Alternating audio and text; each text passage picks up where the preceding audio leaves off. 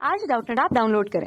Doubtnut पर अपने सभी गणित, रसायन विज्ञान, भौतिक विज्ञान और जीव विज्ञान के डाउट्स का करो सफाया। बस प्रश्न की फोटो खींचो, एक ही प्रश्न को क्रॉप करो और तुरंत वीडियो सोल्यूशन पाओ। अभी डाउनलोड करें। हेलो एवरीवन, तो हमारा प्रश्न है जीव द्रव्य कुंचन किसे कहते हैं, इसके महत्व लिखिए। ठीक है, क्वेश्चन में हमसे क्या पूछा है, सबसे पहले पूछा है कि जीव द्रव्य कुंचन क्या होता है। ठीक है, उसके बाद पूछा है कि इसका महत्व क्या है। ठीक है, तो देखिए अगर हम बात करें सबसे पहले जीव द्रव्य कुंचन की, किसकी, जीव द्रव्य कुंचन की।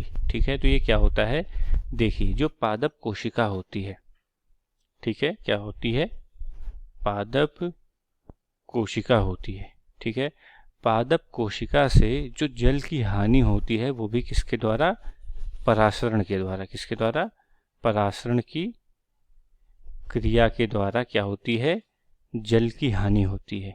क्या होती है, जल की हानि होती है। ठीक है, तो जब जल की हानि होती है तो उससे क्या होता है कि उस कोशिका में उपस्थित जो उसके आंतरिक पदार्थ होते हैं, क्या होते हैं, आंतरिक पदार्थ होते हैं, वो बाहर आ जाते हैं।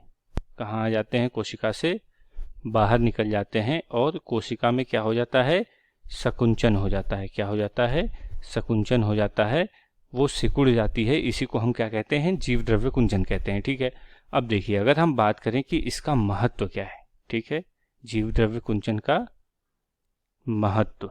ठीक है, तो देखिए होता क्या है कि जब जीव द्रव्य कुंचन किसी कोशिका से होता है, ठीक है, तो वो इसलिए होता है कि जो जल का संतुलन है, क्या है, इसका महत्व क्या है, जल का संतुलन बना रहता है इससे।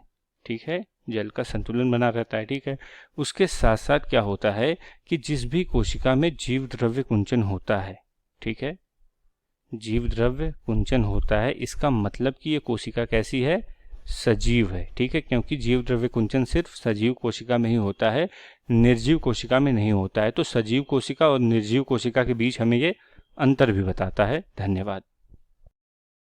कक्षा 6 से 12वीं से लेकर नीट, IIT, JEE वो एडवांस के लेवल तक 1 करोड़ से ज्यादा छात्रों का भरोसा।